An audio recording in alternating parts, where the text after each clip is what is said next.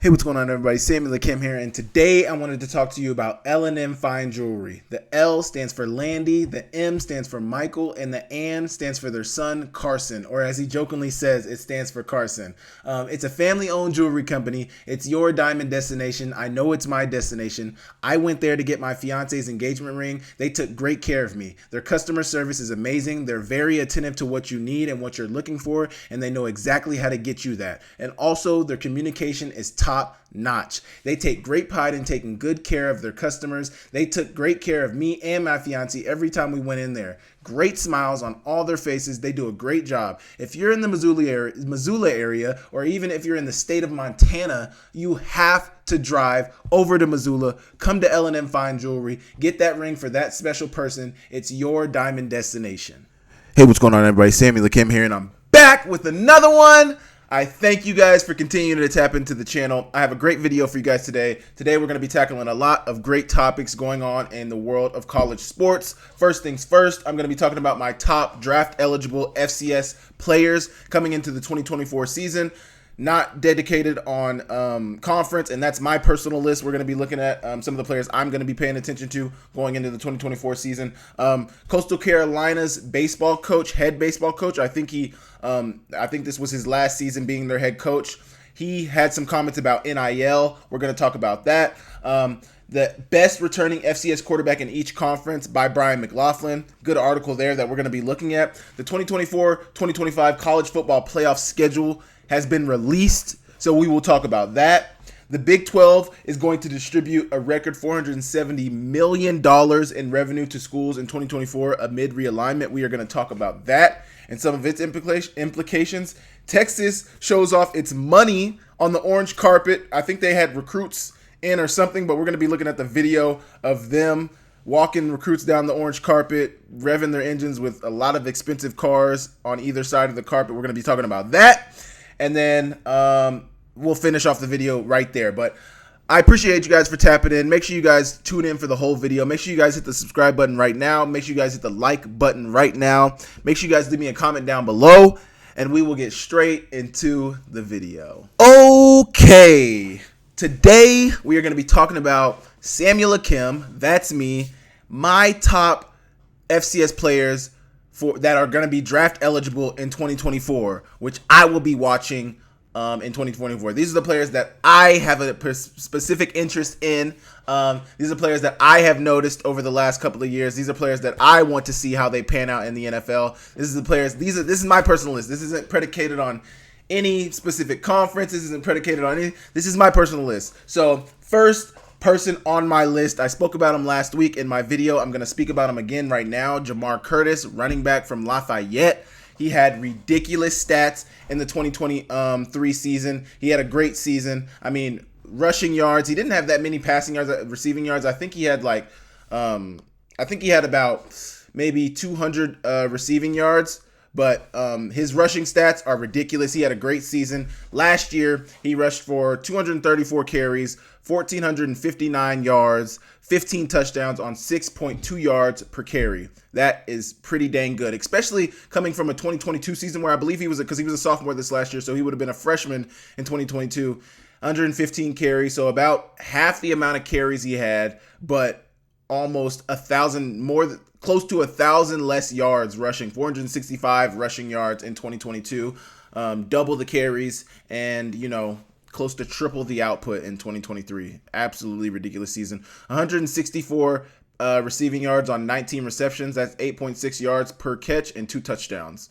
Longest reception for 27 yards. So not crazy in the receiving game. He seems to be a receiver, a running back that could be pretty good in the receiving game. I think that's something that scouts will be particularly interested in. Obviously, he's only going to be a junior. So that's something to take into account as well. Obviously, most guys at the FCS level only leave for the draft usually when they're seniors. It's very rare that you see an FCS guy leave early. Not that it doesn't happen. Trey Lance, there was a receiver Isaiah Coulter, who went to Rhode Island a couple years ago. He left as an underclassman, or before he was a senior. He ended up actually getting drafted that year pretty early as well, like in the 4th or 5th round. But it's not to say it doesn't happen, especially with Jamar Curtis's stats and, what the abilities that he has, I think he's a player who could definitely leave a little early, leave a year early as a junior, depending on the season that he has this year for Lafayette in that Patriot League. We will see, but that is a player that I'm particularly interested in. Obviously, he's underclassman, so take that with a grain of salt, but that is the first player on my list. These are draft eligible players, not all players that are going to leave. I don't predict Jamar Curtis even leaving, but I've been hyping him up all off season, so I'm going to continue with this starting off this list. My next player to watch that I'll be paying attention to in the 2024 FCS season is Junior Bergen. I'm sorry I messed up his name. Junior Bergen. You guys all know Junior Bergen. He's a great receiver, great punt returner in the FCS, probably the best punt returner in the FCS, one of the top receivers in the Big Sky Conference. That is somebody I'm particularly going to be paying attention to. Sam Herder actually called him the top FCS receiver returning in 2024. I don't doubt that. I know Sam was taking into account his punt return ability as well as his receiving ability. He's got them both. He can do it all. In 2023, he had 59 receptions, 791 yards, 5 touchdowns on 13.4 yards per catch. They don't have his punt return stats on... I don't think they have his punt return stats. Oh, they do have his returning stats. So in 2023, he had 28 punt returns for 429 yards and 2 touchdowns. And in the kick return game, he had 15 kickoff returns, 434 yards, and 1 touchdown. Pretty good. Pretty decent. They don't have the averages of each return on there, but he's very effective in the return game. That's one of the things. That's something that keeps guys on teams. That's something that not only gets guys looks and gets guys drafted, but keeps guys around, especially now in the new NFL with these new kickoff return rules. That is going to be something that really appeals to Junior next year going into the draft, and that's something that I know a lot of the scouts are probably paying attention with him. So his return ability, that's something that can keep him on a team, that can give him a spot on that 53-man roster, because returners are at a premium these days. If you can do a healthy bit of things in the receiving game, but you can also return the ball, that's job security right there. So Junior Bergen, somebody I see, getting drafted next year in the draft, maybe late in the draft. I say probably 5th, 6th, or 7th round, but also sticking around on a team and making a 53-man roster because of his return ability. That is something that he does best in the country. And, I say best in the country at the FCS or FBS level. I haven't seen an FBS returner outside of the Williams guy from Weber State. I'm blanking on his first name, but they have a really good kick returner. He's probably a better kick returner than Junior, but in terms of all-around kick return ability, punt and kick, I'd say Junior's probably the best in the country. So something I'll be paying attention to going into the 2024 season. Junior's a player I'll be watching going into the 2024 season, seeing how he performs and seeing what his draft stock looks like throughout the season. Next on my list is, no surprise, Mark Gronowski, probably the number 1 quarterback in FCS football.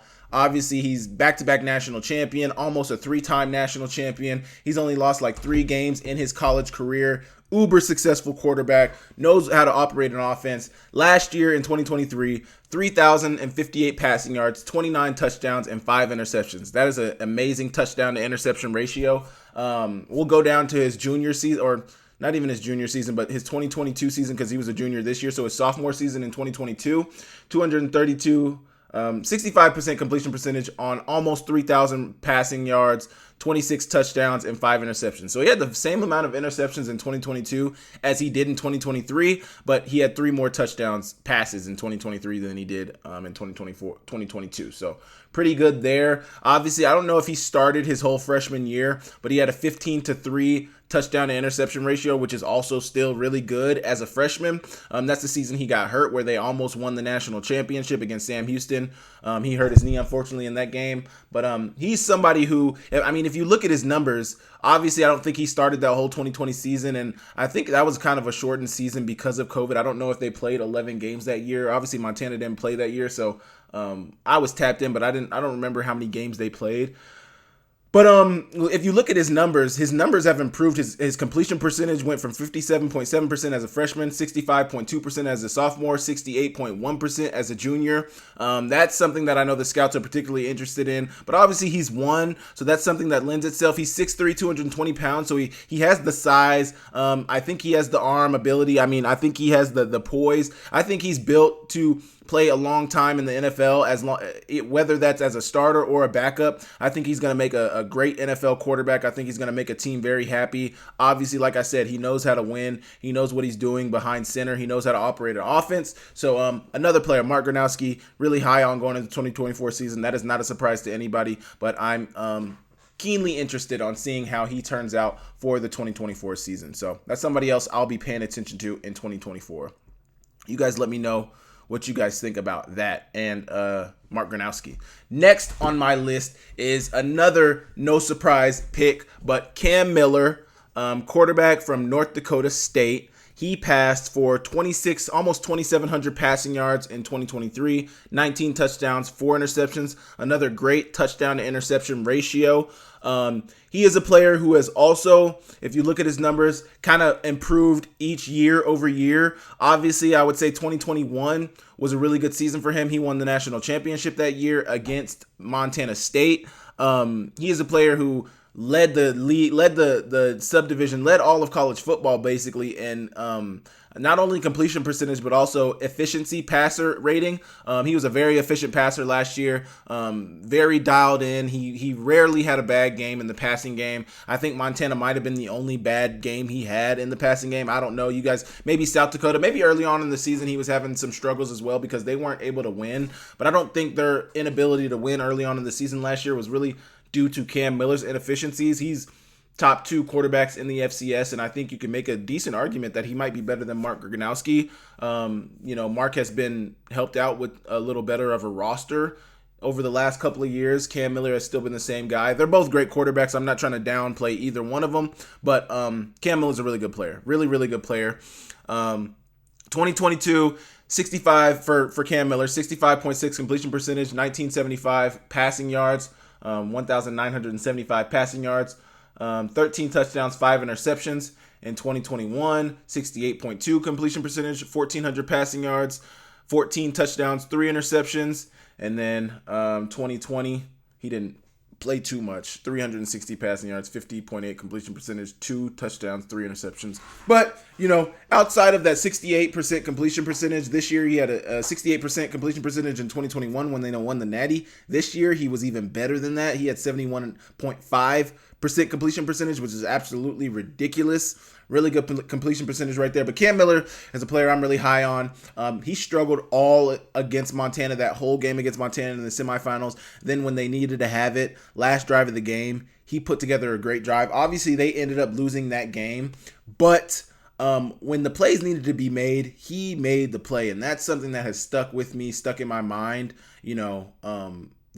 That's stuck with me since Montana played against them, because obviously Montana was bringing the pressure. Montana had him out of sorts. Montana's going to play a lot of man coverage. Montana's going to bring a lot of heat. Montana's going to keep you unsettled. Montana I think was in Cam Miller's head a lot during that game, and for him to stay poised, for him to stay focused, and for him to still execute at the highest level when the game got really tight, I was very impressed with that. And I'm very impressed with Cam Miller. I've been very impressed with him. So another player I'm going to be watching going into the 2024 season. Okay, next on my list is another quarterback. So now we've done 3 straight quarterbacks in a row, but this guy, I don't know if he'll play quarterback at the next level, but I believe that, he has the ability to play at the next level. This player being Tommy Mellott. I put quarterback / athlete on there for Tommy Mellott. Really good athlete. He had an amazing touchdown to interception ratio. He might have had the best touchdown. He had a 5-to-1 touchdown to interception ratio. I don't know if that'll be best in college football, but that's got to be one of the tops in FCS football. Obviously, they're not throwing it a bunch. They run a lot of power, run game, zones, run scheme. They run the ball a lot, read option with Tommy Mellott. But 1,068 passing yards, 10 touchdowns, 2 interceptions. That second interception was really, really late on in the season against Montana, last game of the regular season, actually. But Tommy stands at 6 foot tall, 209 pounds, got a really good size, really quick, really fast. I'm very interested in what he's going to run as a run his 40 in. But, looking at Tommy's passing stats, he's never had more than, 2022 he had 1,600 passing yards, so that's a pretty good season for him, and a 10-to-4 touchdown to interception ratio. 2021, when he was a freshman, obviously he didn't start most of the season. I think he only started when the playoffs started.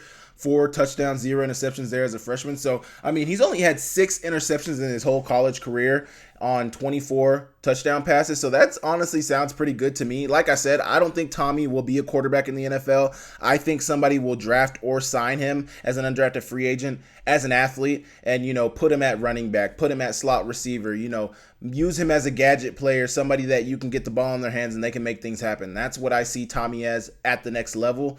You guys can tell me what you think about that in the comments, but I truly think Tommy is a really good athlete, a really good player, but I don't think his skill set translates as much as a quarterback to the next level. That's not a knock on Tommy. I think Tommy's probably one of the best athletes in the Big Sky Conference, probably one of the best athletes in FCS football, but just the ways there's just different ways you can use him, not just at quarterback. So he actually has had 2022 was probably Tommy Malot's best season, 1,600 passing yards, 1,061 rushing yards. So 1,000-yard passer and 1,000-yard rusher in the same season on 13 rushing touchdowns. This year, he kind of dealt with some injuries throughout the season. Still had 85 rushes on 690 rushing yards, 8.1 yards per carry. So his yards per carry was the highest it's been since he's been in college football. 2022, 6.4, and 2021, 6.3. All really good yards per carry averages, but 5 touchdowns this year, 13 last year, and 10 in 2021. Tommy's had a really good career. Tommy's had a really, really good career. Tommy has showed out every year. Every time he's on the field, that's somebody that you have to game plan for as an defensive coordinator. You cannot forget about him. If you do forget about him, he's going to make you pay. Kind of hard to forget about the quarterback, but there's so many ways that he can affect you. And I've always said when Tommy is throwing the ball effectively, that is when he's most dangerous, when he can hurt you in the run, when he can hurt you in the pass, like the North Dakota State game. I've been referencing it all off season. That was one of his better games. Unfortunately, he got hurt. I don't think his injury really hurt them in that game. The field goal kicker hurt them in that game. But we're not going to get back into that. Tommy Malott, really good player. I think he'll be an athlete at the next level. NFL, UFL, CFL, whatever that is. I don't think he'll be a quarterback at the next level. I hope I'm wrong. I hope he proves me wrong. I hope he makes me wrong. But just what I've seen from Tommy, the abilities that I see him have, I see him running and testing really, really well in his pro day or combine if he's able to get to the combine. But I see him testing really well, and I see somebody taking a flyer on him not even a flyer. I see somebody either drafting him late or signing him during the UDFA free agency time, and I see him making his way as an undrafted free. I see him making his way as an athlete at the next level. So that's something to be aware of. That's something to pay attention to. And I will move on to the next player. Okay, next player on my list is Mr. Lan Larison. He was a junior last year in 2023. He will be a senior in 2024. He dealt with some injuries late on the season where he didn't finish the season for UC Davis. I personally thought UC Davis was probably another playoff team for the Big Sky. They got snubbed. Sac State made it in. I think you could have put either Sac State or UC Davis in. Honestly, think both of them were worthy of playoff spots, but only one of them made it in. Either way, Lan Larison, 178 carries in 2023, 1,100 yards, 13 touchdowns on 6.2 yards per carry. Really, really, really good player. He's the heart and soul of that UC Davis squad. I think he's somebody at 6 foot, 199 pounds as a running back. I think he's got the ideal size. I think he's got all of the abilities. He's really been a really, really good player for UC Davis this past year. Decent in the receiving game, but really good in the rushing game. He didn't even play all of their games last year. I think he might have played in like 8 games in 2023 and had a great. His stats were amazing. Let's see, 1, 2, 3, 4, 5, 6, 7. Yeah, he played in 8 games in 2023 and probably averaged a little over 100 yards a game. He had 121, or let's go down his yards per game, rushing yards throughout the season in his 8 games. 109 against Texas A&M Commerce, 55 against Oregon State, 60 against Southern Utah, 255 against Eastern Washington, 101 against NAU. Once again, I'll point out Eastern Washington giving up 255 to a running back. That speaks to what I've said about their defense, not being able to tackle, but we will move on. 255 against Eastern Washington, 101 against NAU, 136 against Portland State, 264 against Idaho State. Another really good offensive Big Sky team, but a team that cannot tackle for the life of them, has a terrible defenses year in, year out. 264 against Idaho State, and then 121 against Sac State. So really good outputs week in and week out. You could tell they were really leaning on him in some of those games. 3 touchdown games. He had three touchdown games in 2023. I mean, this is a player who's just shined. No, he had 4 3-touchdown games in 2023. 3 touchdowns against Sac, 3 touchdowns against Idaho State, 3 touchdowns against Portland State, 3 touchdowns against Texas A&M Commerce in the first game of the season. I mean, this is a guy who has been showing out, has been absolutely balling. Very impressed with what he is as a player. Hopefully he can stay healthy for all of 2024. That's somebody I'm looking at, and I think scouts will be paying attention to as well, given what he's able to put up in only 8 games last year. 1,100 yards in 8 games is absolutely ridiculous. I'd love to do the math on that. So let's do 1,100 divided by 8. Divided by 8. That's 137.5 yards per game. So averaging 137 yards per game. Obviously, those 250 and 260 outputs really help that. But really good player. Obviously, the talent is there. The ability is there. I'll be interested to see what the scouts think of him, how his senior season progresses, and what his draft stock is looking like towards December and January. You guys can let me know what you think about that. And I have a couple more. The next player on this list is Marcus Weir. I believe he's a tackle. He's a lineman for Montana State. Here, let me be precise with this. Marcus Weir, really good player, probably one of the best linemen in FCS football, one of the best linemen in college football in general. He's actually a guard for Montana State, one of the best linemen in college football last year. He graded out really high. I didn't have his PFF grade on here, but he was the top rated Division I lineman in football last year at like 93 something PFF grade, something ridiculous. Really good PFF grade. First team All-American, first team All Big Sky honors. I mean, all the awards, he got them. He's 6'2", 300 pounds. Pretty decent size. I think that height is probably a little short for NFL linemen, but obviously he's got the ability. The tape shows up. I mean, the PFF grade speaks for itself. Really good player. Somebody I'm going to be particularly interested in paying attention to going into the 2024 season to see how he pans out for his draft stock, see how his draft stock does, see what the scouts think about him, see where his game goes, and see, where he potentially gets picked up. I think I could see him getting drafted late in the draft or, definitely signed as a UDFA. I think he definitely has a career in the NFL ahead of him, just given what he's been able to put out during his career, but somebody I'll be paying attention to going into the next season, into 2024. Okay, next on my list is Mr. Gus Miller, lineman at South Dakota State, I believe. He is one of the returning linemen for South Dakota State. He is also a guard, or he's an offensive lineman. I don't know if he's a tackle or a guard. I think he's actually a guard. I think he's actually a tackle.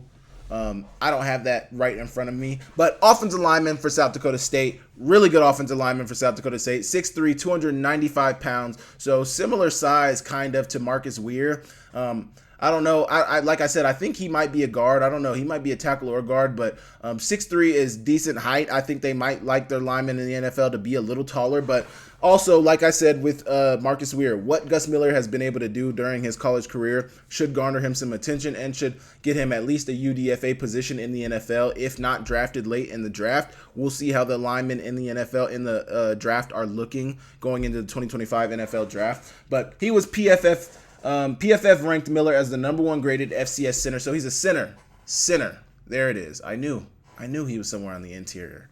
Either way, Gus Miller, center for South Dakota State. He's PFF's ranked Miller as the number 1 graded FCS center in FCS football, including the best run blocking grade. So really good superlatives for him. Really good player he is. Obviously, he plays on a really good squad. He's done his fair share of winning. We'll see if he's able to win another one this year. We'll see how their full team looks, but obviously he's going to be an anchor for that South Dakota State offensive line, probably the most experienced on that offensive line. Obviously, him and Mark Gronowski got to work closely together, got to be in lockstep. So somebody I'll be paying attention to. I'm sure somebody the scouts will be paying attention to as well, but he's somebody who I think could have a really good season and could be a potential hot spot in the NFL draft coming out of the FCS next year. Next player on my list is an FCS, well, obviously these are all FCS players, a Big Sky player, Elijah Ponder from Cal Poly. Really good edge player, really good defensive end, really good pass rusher from Cal Poly. He had 8.5 sacks in 2023. I think that was like top 5 in the Big Sky Conference. He stands at 6'3", 245 pounds, really decent size, really good strength, 32 solo tackles in 2023. 17 assisted, 32 solo, 49 total tackles in 2023. One fumble recovery, no forced fumbles, no interceptions, but really good in that sack total. And that's a huge jump that he made in 2023 in the sacks from 2022. In 2022, he only had 1 sack, but still had a decent amount. He had 22 solo tackles and 25 total tackles, 3 assisted, but that 8.5 sacks, going up 7.5 sacks from one year to the next year, I think is really good. And I think something that the scouts will be interested in watching how he does his senior year to see how his stock grows. But I think he's somebody who has the potential to completely skyrocket his draft stock by having a really good senior season this year. Obviously, Cal Poly has not been a great squad. Ever. I don't think Cal Poly has ever really been super competitive, but they're a team where, he plays defense, so he doesn't need the team to be super great. As long as you have a really good season, that could mean really good things for you in the NFL draft. So somebody I'll be paying attention to, somebody I'm hoping has a really good season coming into the 2024 college football season. I know himself, he probably wants to have a really good season as well. He's a California guy playing for Cal Poly. Really good player. Really interested to see how he does this year. Elijah Ponder, Cal Poly. We will see how he turns out. I hope he gets over 10 sacks in 2023. He might honestly be like a dark horse to potentially be Defensive Player of the Year in the FCS, in the Big Sky Conference, potentially, depending on how he does. 8.5 sacks is nothing to sneeze at. That's a really good sack output, especially for an FCS defensive end. So we'll see how he does in 2024. 2 more players on my list. The first player, the first of the last 2 on my list is a ball hawk from the Missouri Valley Conference. Cole Wisniewski, safety, or I guess he's a linebacker. It says he's a linebacker on here, but I thought Cole Wisniewski was a safety. I'm pretty sure he's a safety. I don't know why it says. Maybe he moved from linebacker to safety. ESPN has him as a linebacker. I'm almost certain that he's a safety. But Cole Wisniewski standing at 6'4", 217 pounds. Really good size and weight for him. He's from Wisconsin. Last year, he had 8 interceptions, 1 forced fumble, 88 total tackles, so playing really downhill as a safety, but also getting a lot of interceptions, giving the ball back to his defense. He almost got a 9th interception against Montana State during the playoffs, but it wasn't. No, that was almost against Montana, actually, in the semifinals, where he almost got his 9th interception. But 8 interceptions is absolutely ridiculous. I know in 2021, we saw Justin Ford get 9 interceptions during his junior season. Really great interception output. When you're getting interceptions, that's going to get you some love. I think Cole Wisniewski, I can't remember where I saw this, but I think Cole Wisniewski might be one of the highest rated by PFF, might be one of the highest rated safeties in college football, not just FCS, but in all of college football. He might be the highest rated safety. I don't want to falsely give you that, but he's definitely one of the highest rated safeties in college football. Great player, great down here player, knows how to tackle, but also has range to go make plays in the passing game and get interceptions, get the ball back for his offense. So a really good player, somebody I'll be paying attention to, somebody I think could honestly get drafted maybe in the 3rd, 4th, or 5th round in 2023. Obviously, North Dakota State has a name brand that scouts and people around the college football world are very aware of. So somebody to definitely pay attention to, somebody I'm definitely going to have my eyes on, and somebody I think could have a really good season in 2024, and somebody I think the scouts will definitely be paying attention to. Obviously, I think ultimately he's probably has the film at this point, so for him, what it's honestly going to come down to is how he tests following the draft. Got to run a decent time, got to show decent change of direction. But if he checks all those boxes, I think he'll be a really good pro, and I think he'll get drafted fairly pretty high for an FCS player. So Cole Wisniewski, second to last player on my list. And then the final player on my list is, I think, another safety. It says defensive back on their page, but Sekou White. So I have 2 Lafayette Lepers on here. They had a really good squad in 2023. That's obviously one of the reasons why they won the Patriot League. Really good quarterback, really good running back, really good defense, and Sekou White was one of the better players on their defensive back, standing at 6 foot, 201 pounds, from Atlanta, Georgia, had 71 total tackles in 2023. That's why I think he was a safety, because I don't know if a corner would ever get 71 tackles, but 71 tackles. in 2023, 40 solo, 31 assisted, 2 forced fumbles, 1 fumble recovery, and 4 interceptions. So pretty good interception output. 4 is nothing to sneeze at. Obviously, we just talked about Cole Wisnowski, who had 8, so that's double what Sekou White had. But Sekou White, still an All-American, still an All-Conference type player. Really good player, really good size and weight, really good stats. 3 pass breakups as well in 2023. That's somebody I'll definitely be paying attention to. He had more tackles in 2022 than he did in 2023. More solos for sure. He had like 16 more solos in 2022 than he did in 2023. But his interception output went up in 2023, and that's something that the scouts like to see. Obviously, they like to see you making tackles, playing downhill, especially as a safety, but they definitely want to see you making plays in the pass game, giving the ball back to your offense, and that's something both of these last defensive backs have done to help their teams out. So that is going to be the last player on my 2024 players to watch coming into the 2024 season, FCS players to watch who are going to be draft eligible this year. Make sure you leave me a comment. Let me know what you think about these players on this list, and we will move on. Okay, following elimination, Coastal Carolina's coach had plenty of time to explain what he thinks is wrong with the NIL era of college sports. So I'm going to attempt to play the video here.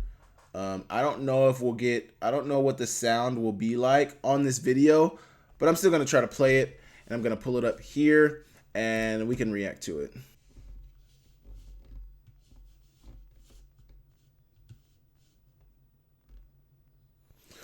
So obviously, Coach Gilmore, I'm not sure if you guys heard that. If you guys didn't, he was talking about how NIL, it's kind of crazy how, you're able to raise money for these kids, and, you can pay up to, like, some schools can raise up to $2 million to pay kids in NIL. He thinks it's absolutely ridiculous. He also thinks it's crazy how, through NIL, within NIL and the new transfer portal rules, a kid can, as a coach, you can offer a kid a scholarship and you have to honor that scholarship, but the kid doesn't have to honor you. A kid can up and leave, and he used the example of July. It's like, I can just leave in July if I'm not liking the situation, or if I get offered a bigger dollar amount somewhere else. Like, that's not a fair system, which it's not. And that's something that I've iterated all offseason, that like some of these rules within the NIL and the transfer portal need to be looked at, and need to be like, there needs to be some structure within these contracts that protects these schools, protects these coaches. He's kind of fed up with the whole system with where it is right now. Obviously, there's a lot of legislation going in place that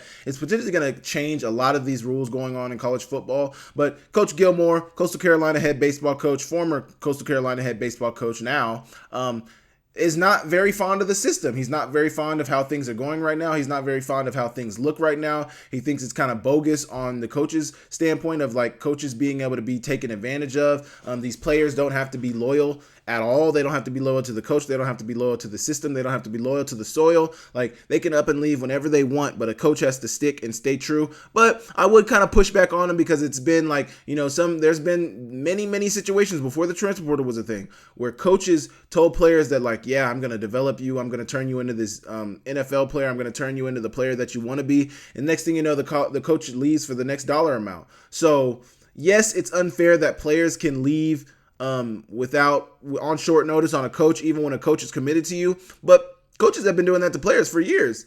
So it's like, from that standpoint, I don't really get what you're saying, coach, but I do get his overall frustration. NIL is a very messed up system right now. The money being pumped into some of these schools is absolutely ridiculous. The message that they're sending to some of these kids with this money is absolutely ridiculous. And just the way the whole system is operated right now is ridiculous. That's why I think the rev share model that seems to be coming down the line is going to be a better model. It's going to look to limit some of the ridiculousness that we see going on out here, like some of the exorbitant numbers that you're able to offer and pay or not pay these kids. It's going to take away from that, because everybody's going to be dealing with the same salary cap per se. Everybody's going to be dealing with the same dollar amounts. Obviously, the NIL collectives are probably still going to play a big part. And initially, I thought this might eradicate I thought some of these new rules with this NCAA settlement was going to eradicate like the rev share model. I thought that was going to eradicate the collectives. But when I was thinking about it a little more, and I was talking to some coaches about it, some high school coaches actually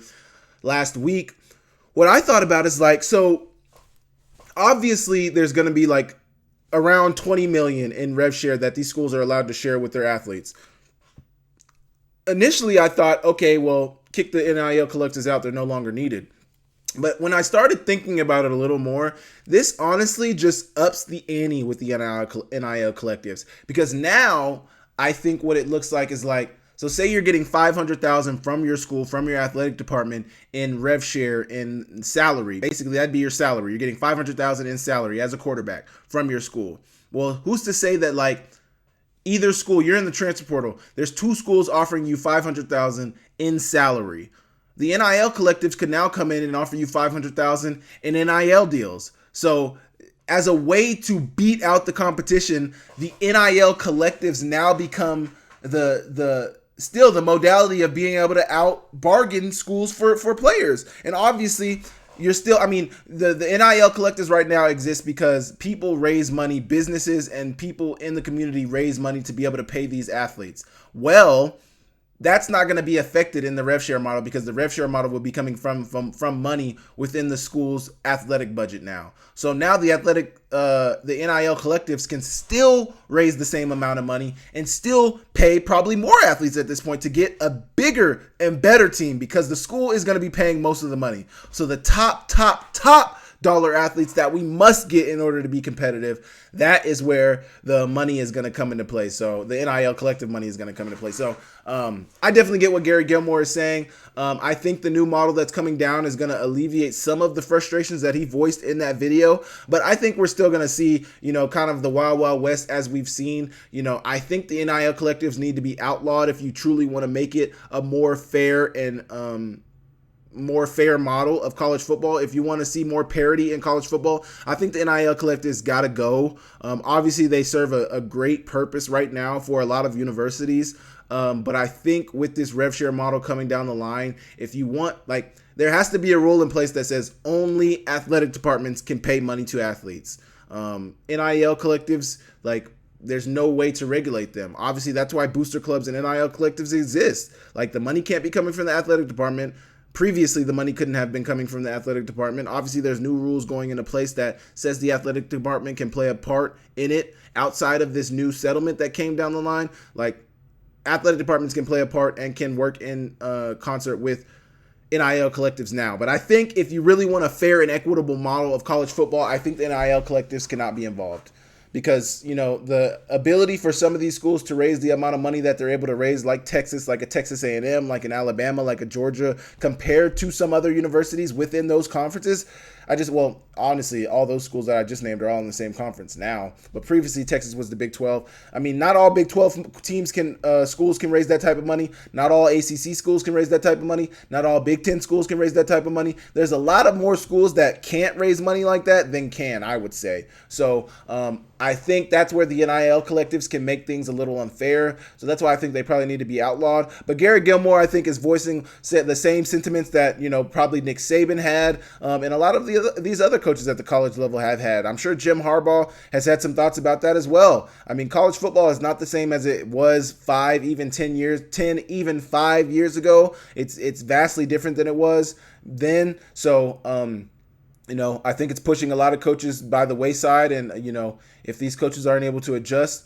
they're gonna be frustrated with it, just like Gary Gilmore was. So you guys let me know in the comments what you think about that. Okay, next we are gonna be looking at Brian McLaughlin's list of top quarterbacks returning in each conference in 2023. So I'm gonna open up this article right now, and we are going to be looking at the list of, we're going to be looking at Brian McLaughlin's list. Brian McLaughlin does great work for the FCS. You can find him on, I think his Twitter is Mick Ryder.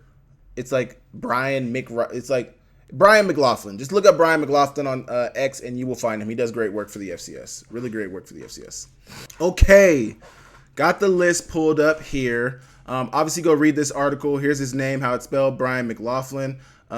This was dropped on June 6, 2024. The best returning FCS quarterback in each conference. I think it's a very interesting read.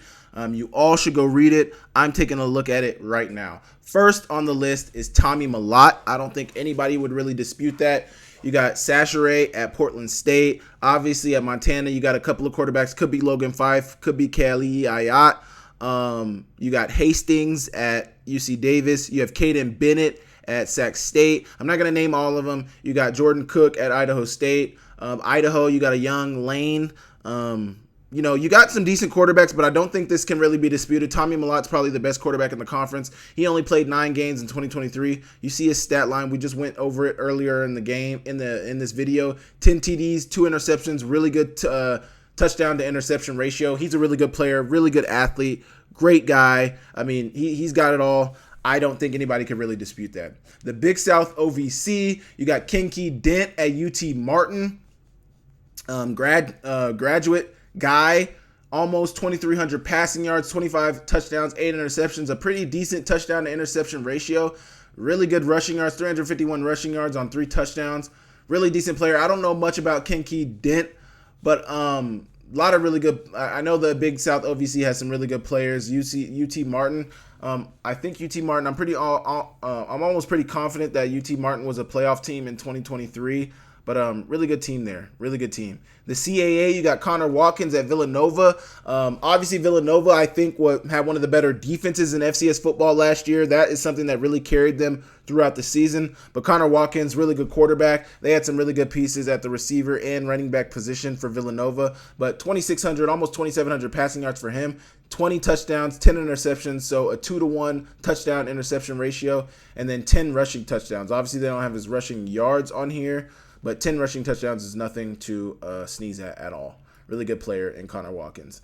Ivy League has Jake Wilcox from Brown. The only thing I know about Brown quarterbacks is E.J. Perry from Brown, who I can't remember if E.J. Perry had got drafted or undrafted free agent, but he ended up playing in the USFL with the Michigan Panthers. He actually was on the Michigan Panthers this year as well. Ended up getting hurt, didn't finish the season, but really good player. Jake Wilcox had almost 3,000 passing yards, which is actually pretty crazy considering he plays in the Ivy League. So that's they only play 10 games. They don't play in the playoffs, and they don't play any postseason games. So only 10 game season, almost 3,000 yards, pretty close to 300 yards per game, 18 touchdowns, 9 interceptions. So once again, a 2-to-1 touchdown to interception ratio. Not amazing with that touchdown to interception ratio, but really good passing output. Obviously, they're throwing the ball a lot if he's throwing for almost 3,000 passing yards in 10 games as well. So they're throwing it all over the place. Really good quarterback. Out of the MEAC, you got Walker Harris, who are from North Carolina Central. He is a junior.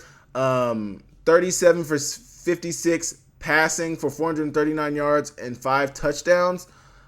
Is this his entire stat line? They must have a lot of young quarterbacks coming back. Let's see what Brian said about this. The MEAC lost some awesome quarterbacking talent for 23.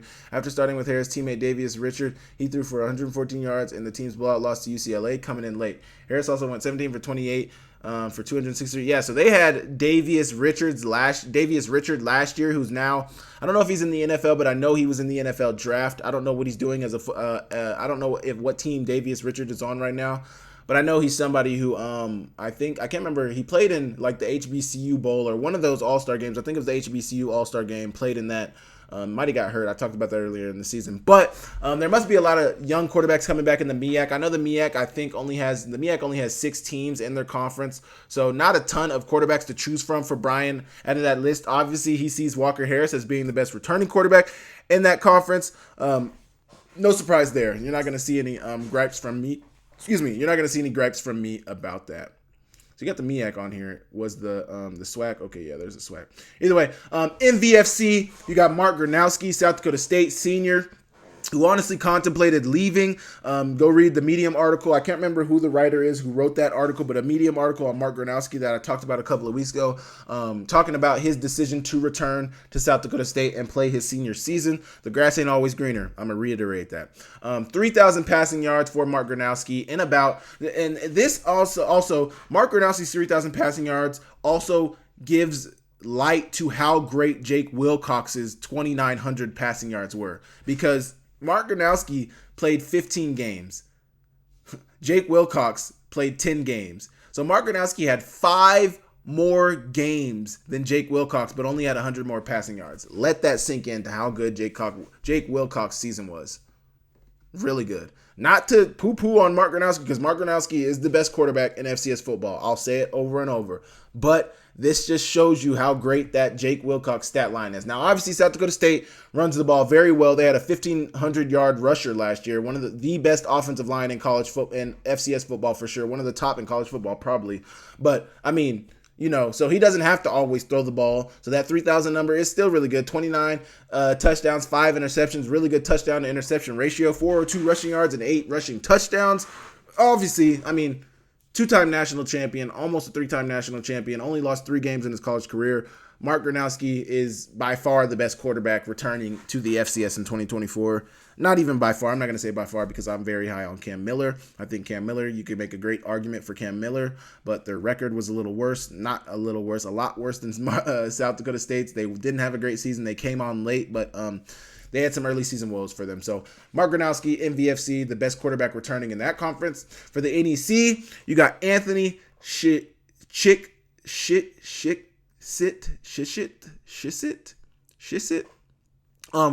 I thought this was an interesting pick because my pick would have been Demonte Parantes. I'm probably pronouncing his name wrong. I'm gonna look them up right now. From Duquesne, the quarterback from Duquesne, who was a Walter Payton Award finalist. Got his stat line pulled up right now. Darius Parantes. He's a junior, 6 foot tall, 220 pounds. He threw for 2,300 passing yards, 21 TDs, and 18 interceptions. I might be seeing why Brian picked Anthony over Darius. Darius had 21 touchdowns, 18 interceptions.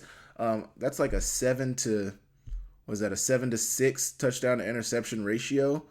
So not great there. Not great. And then you got a 4-to-1 touchdown to interception ratio here. So really good for Anthony Shishit. Somebody tell me how to pronounce his last name. I'm sorry. I'm butchering that last name. Anthony from the NEC, Robert Morris Jr. 23 stat line, 1,650 yards passing, 16 touchdowns, 4 interceptions. Really good stat line there with the passing and the lack of interceptions there. Obviously, I don't know if I don't think Robert Morris was a super good team in 2023.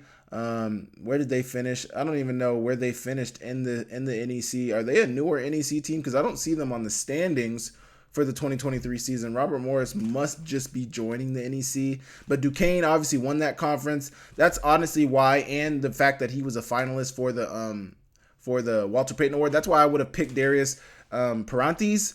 But I'm not mad looking at that touchdown to interception ratio. That's something that I think should be weighted heavily on a quarterback. It's something I've talked about a lot all day today. So I'm not mad at that. I'm not mad at that one, Brian. I tried to scroll like it was an iPad. Next from the Patriot League from Fordham is CJ Montez. 26 touchdowns, 1 interception. That is by far 26-1 is the best touchdown to interception ratio we've seen in the FCS probably last year. I thought potentially, what's his name? This guy's only going to be a junior in 2023 as well. Absolutely ridiculous. I thought Tommy Mellott had the best touchdown to interception ratio at 5-1, but 26-1, that's probably the best in college football. 3,000 passing yards, 26 touchdowns, 1 interception, 3 rushing touchdowns. I mean, what are we talking about? Passer rating is great. This guy had a really good season. Obviously, Fordham, it's kind of crazy too looking at this now because Fordham was not very good in 2023. But to look at their quarterback and see what he was able to do last year, this is crazy. Not a great rusher of the football. He only had 160 rushing yards on 100 carries. So that's like 1.6 yards a carry. Looks like his offensive line wasn't the best because there's some games where he has a negative 44 yards, rushing negative 11 yards, rushing negative 7, negative 9. Like a lot of negative rushing yard stats, which, in college, they count sacks against your rushing total, unlike the NFL. So that's something that heavily weighted down his rushing stats, but I don't think his rushing stats probably would have been that crazy anyway. But that 26-1 touchdown to interception ratio is crazy. Now, I would be interested to see where Brian would have put him. Where Brian would have put CJ at had who am I trying to think of? there's a quarterback, had the quarterback Matthew Saluka would have stayed in the FCS, but that's not what we're dealing with. Obviously, CJ Montez is the only quarterback at that school, right? Is the best quarterback in that conference right now, especially being more of a young guy. Really excited to see how he does in 2024. Really good player there. Really good player. Next on Brian's list is Luke Bailey from Drake. Obviously, Drake ran the table in the Pioneer League last year and went undefeated in the Pioneer. Ended up running into North Dakota State in the first round of the playoffs and got beat down. But a really good team, obviously a playoff team. They won their conference last year. Luke Bailey led them to win that conference. 16 touchdowns, 9 interceptions on 2,500 passing yards. Really good player. Really good player. Obviously led the Bulldogs to a league championship. I think the next step for Drake is to find playoff success. Obviously, they are winning that Pioneer Conference. But, St. Thomas is also right behind them in that conference. I think they were 7-1 in conference play last year. So that's somebody to pay attention to. But I guess that was Drake's first ever FCS playoff game as well last year. So that will be the next step for them, to improve on that and be better in 2023 and 2024. To be better. The SoCon, you got Cole Gonzalez, who actually was the number 1 quarterback on Sam Herder's list, or not number 1, number 3 quarterback on Sam Herder's list behind Mark Gronowski, Cam Miller. It was Cole Gonzalez, who got hurt last year, but Western Carolina started off really well. I think it was when he got hurt that they started to struggle a little bit. But Cole Gonzalez, a really good player. Really, really good player. Really, really good player. 2,800 passing yards, 28 touchdowns, 7 interceptions. Really good touchdown to interception ratio. Really good player. I mean, great player. Great player. So I'll be very interested to see how he plays in 2024. Obviously, I'm pretty sure he got hurt late in the season for Western Carolina. Or might have been dealing with some injuries. I don't know exactly what happened to him, but he's somebody to pay attention to the 2024 season. Somebody that Brian thinks is the best quarterback from the SoCon Conference. I don't disagree. I think he's one of the tops in college and FCS football. And the Southland Conference, Incarnate Word, Zach Calzada, who was originally at Texas A&M, but transferred to Incarnate Word. Obviously, Incarnate Word throws it all over the place. That's somebody where we saw Lindsey Scott play at, who had a really good season. They put up a lot of points against Sac State a couple of years ago in the playoffs. Amazing game. Zach Calzada threw for 2,300 passing yards, 18 touchdowns, 8 interceptions, 5 rushing touchdowns.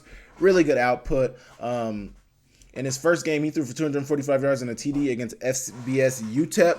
Decent game against UTEP. I don't think UTEP is super good, but that's pretty good for an FCS quarterback, formerly a Power 5 quarterback, now at the FCS level. He's the best quarterback out of the Southland Conference. Obviously, in that Southland Conference, you got Incarnate Word. You got Stephen F. Austin now. Let me look at some of the schools that we got in that conference.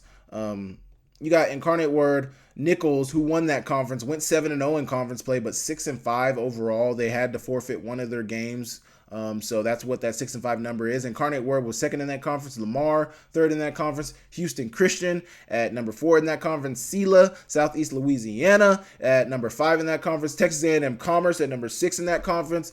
McNeese at number 7 in that conference, and then number 8 is Northwestern State. Now you add Stephen F. Austin to that. That'll be interesting to see what that conference looks like. But Zach Calzada for the Southland Conference, best quarterback returning in 2024. You guys let me know what you think about that and what you think about Brian's pick there. For the SWAC Conference, you have Miles Crawley, really good player from Prairie View A&M. I think he's at Prairie View A&M now. I believe he was at obviously he might be at Grambling. I'm not so sure. I looked him up right here on so there's 2 accounts for him actually. So you got 2 Miles Crawleys. But he's at Grambling State, 6'3", 205 pounds, 2,300 passing yards, 16 touchdowns on 8 interceptions, so a 2-to-1 touchdown to interception ratio. Looking at his rushing stats, doesn't look like his offensive line was great at all. He might just not be a rushing quarterback, but he had negative rushing yards in 2023. Negative rushing yards. Not so sure how good they were in 2023. But he had a 60% completion percentage. 67 was his longest touchdown pass, or his longest pass. Maybe it wasn't a touchdown, but he had a pretty good season. I'm not so sure how good the quarterbacks in the SWAC are. I'm not very tapped into the SWAC, so I don't know how good all their quarterbacks are in that conference. I don't really have any gripes with this. I really only had one gripes with one pick on here, and that was really the NEC quarterback, Anthony. I'm not going to say his last name, Anthony, over Darius Parantes. But after seeing Darius Parantes' interception to touchdown ratio against Anthony's touchdown to interception ratio, I'm not mad at that pick. We will move on. Miles Crawley is the Grambling State senior coming in 2024. Somebody to pay attention to. He's from Georgia. Now, last but not least, you have the United Athletic Conference. You got Will McIlvain, who originally started his career at Northern Iowa, transferred to Central Arkansas a couple of years ago. He had 2,400, almost 2,500 passing yards in 2023, 24 touchdowns, 5 interceptions, really good touchdown to interception ratio. What are his rushing stats looking like? I don't know if Will McIlvain is a big rusher. I think he can do some things in the rushing game. He didn't, though. No rushing touchdowns last year and only 37 rushing yards. So not great in the run game, but they were able to, I think they got second in the United Athletic Conference last year, second or third in the United Athletic Conference. I know they were a decent squad in 2023. Yeah, they got second, but there's a bunch of teams that basically tied for second in the United Athletic Conference. You got Central Arkansas at 4-2, Southern Utah at 4-2, Eastern Kentucky at 4-2, Tarleton at 4-2, and then you got ACU at 3-3, University of Northern Alabama at 1-5, Utah Tech at 1-5, and then Stephen F. Austin at 0-6. So Stephen F. Austin packed their bags and they left the United Athletic Conference. Will McIlvain sitting at the top. Austin P, obviously, I think lost their quarterback. I'm not so sure about some of the other teams, but I know Austin P did lose their quarterback. That's probably the reason that Will McIlvain is the best returning quarterback in this conference. But somebody definitely to pay attention to. I have no gripes about this pick, but I think he's a really good player. He's somebody who almost went to Montana. I thought he was really going to go to Montana once he transferred from, and it would have really been a good position for him to be in, to transfer from Northern Iowa to go to Montana.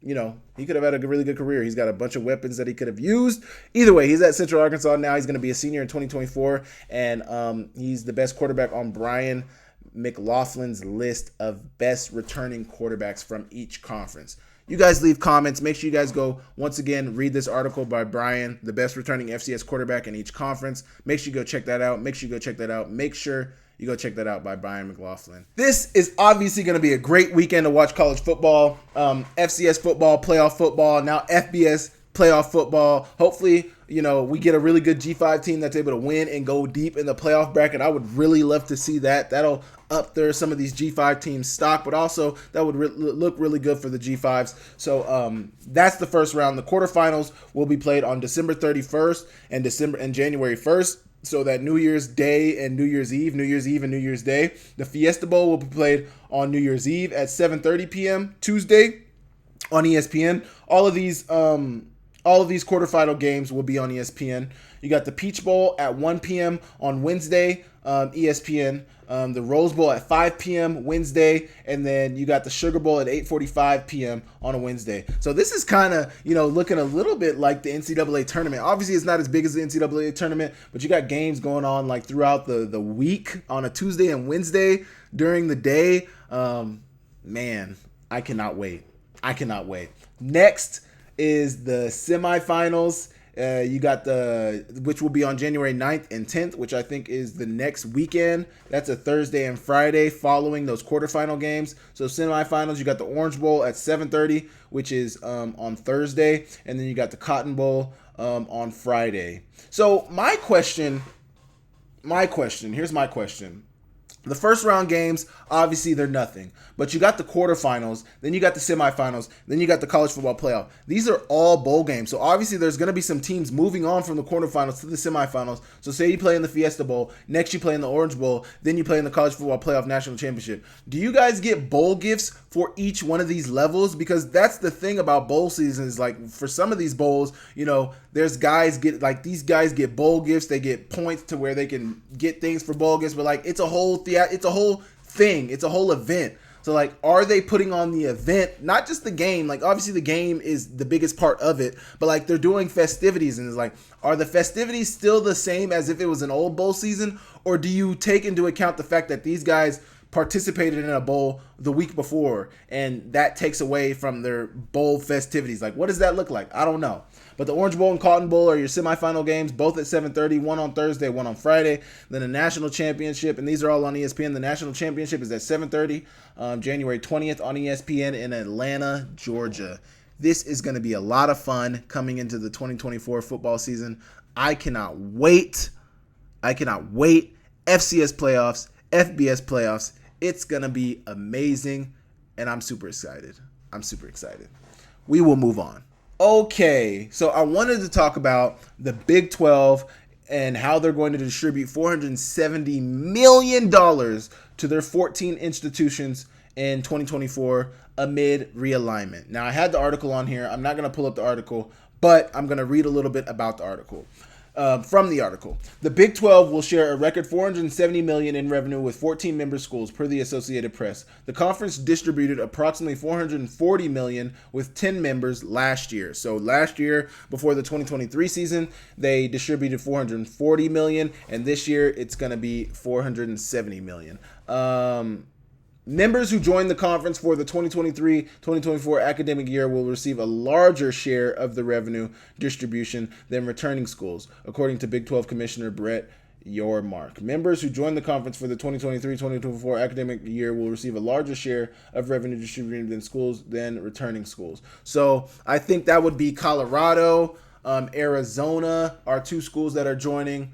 I don't know. So obviously there's 4 teams. I think BYU, but BYU played in the Big 12 last year. I don't know who are the 4 that are joining, but obviously, they said it right here. BYU, Cincinnati, Houston, and UCF will receive around $18 million each, leaving a total of $398 to be split between the 10 remaining schools, Hawkins reported.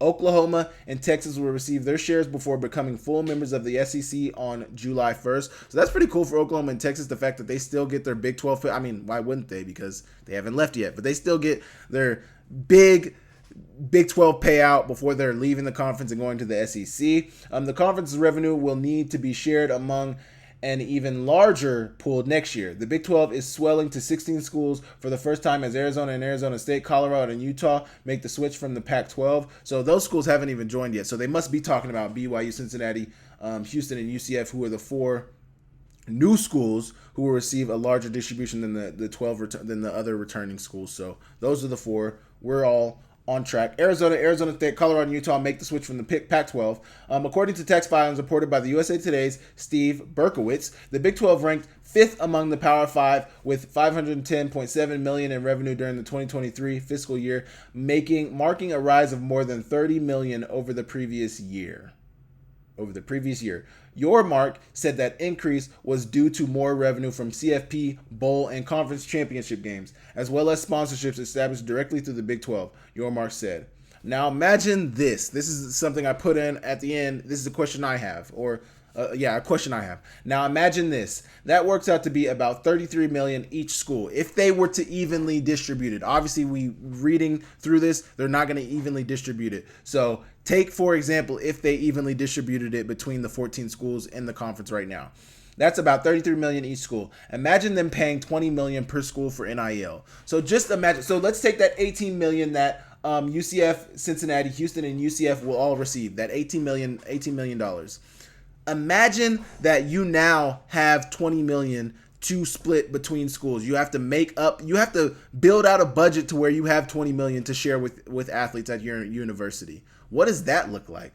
Obviously, you're not getting that from, maybe some of that money comes from the Big 12 conference payout, but like, this is why schools are thinking about jersey sponsorship. This is why schools are thinking about field sponsorship, because they need another stream of revenue to be able to make up for the rev share that's coming down the line. They need more money We need money, and we need ways to make that money. That's why the jersey sponsorship and the field sponsorships could be a big, big lucrative thing for a lot of these schools. Obviously, their TV deals are putting them in front of a lot of eyes.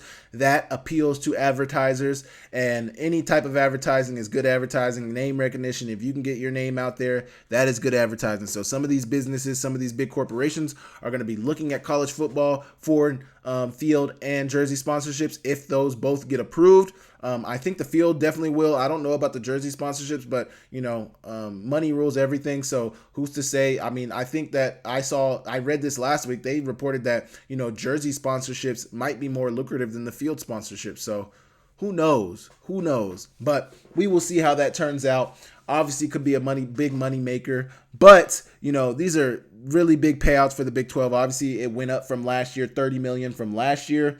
Got a lot of teams in this conference, a couple teams leaving the conference, Texas and OU, and then you got some teams joining it in the next couple of years. So Big 12 will look vastly different. And it's crazy how that's how much money they're getting, and they're fifth. They ranked fifth among the Power Five with $510.7 million in revenue during the 2022-2023 fiscal year. That's crazy. What are these other conferences getting? What is their revenue looking like? But I'm not going to go down that. You guys let me know what you think about that, and I will move on. Okay, I got one more video. I don't know if this video is going to have sound. It's a Twitter video, but I am going to play it and show it to you guys and give my thoughts on it.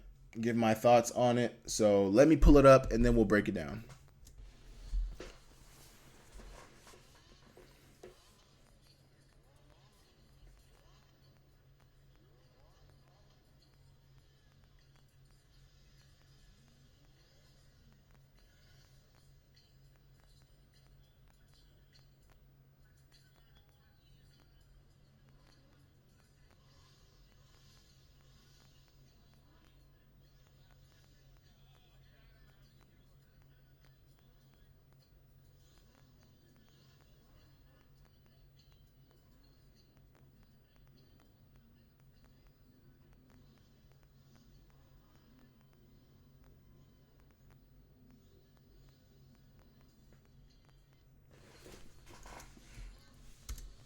So once again, I don't know if you heard the sound on that, but they were playing a little Kendrick Lamar, They Not Like Us in the background, showing off the Ferraris, revving the engines. I don't know if those are Ferraris or Lamborghinis. I'm not great with cars. I actually think those are Lamborghinis. But showing off the luxury cars at Texas, showing the money they got, trying to impress the recruits that they're bringing in. I mean, if you're not impressed by that as a recruit, a high school recruit, I don't know. I'm not sure if they just had high school recruits or if they had transfers as well. But obviously that's something that could appeal to players coming out of high school, looking at that. Like, they probably don't see cars like that all the time. I don't know where these guys are from, but I'm sure they're not seeing a bunch of Lamborghinis all the time like that. So to see those and, to see the head coach feel it, like it just looks like it's normal. But also this shows just how much money some of these schools have, like Texas. This shows how much money is out there in college football. Texas is trying to show you that, like, hey, you come here, we're gonna get you right. Not just from a football standpoint, but like financially.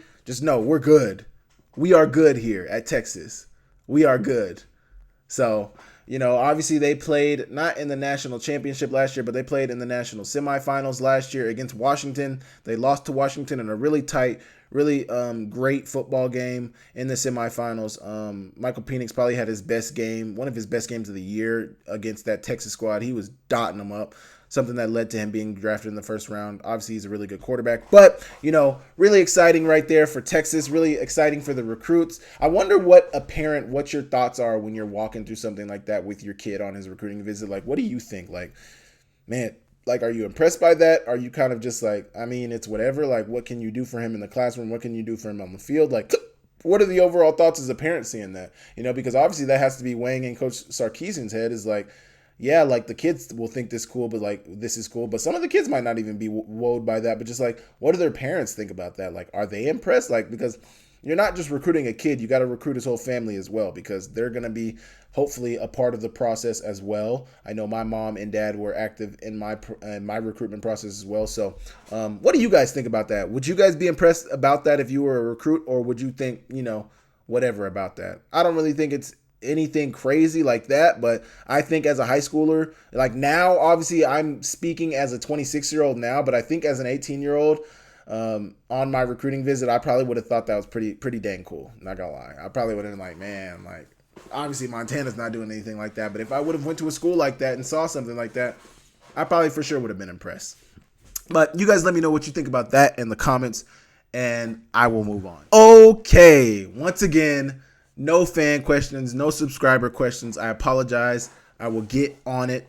Obviously, I'm in graduate school, so I've had some papers towards the end of the semester. This semester, I had just actually finished a project earlier today, a PowerPoint project that I was working on. So there's other things that are going on in my life that I can't always send out that message to. I mean, honestly, these last couple weeks, I forgot. I've meant to ask for questions, but I just keep forgetting. But, you know, I do have things going on in my life as well. So I apologize for not asking subscribers questions, but I do appreciate you guys watching my channel. I do appreciate you guys watching my videos. I do appreciate you guys continuing to tap in. I appreciate all the subscribers. I'm 3 subscribers from 1,300. I don't know if by Tuesday when this drops, I will still be 3 away, but right now I am 3 away. So if you're watching this still at this point in this video, subscribe right now. Hit the like right now. Leave me a comment down below right now. And let me know what you guys think about the channel. Thank you guys for all the support. Thank you guys for all the love. I appreciate you guys so much. You have no idea. I wouldn't be here unless my subscribers were here, unless you guys were watching my videos. So I appreciate you guys so much, and I will catch you guys next week. Thank you.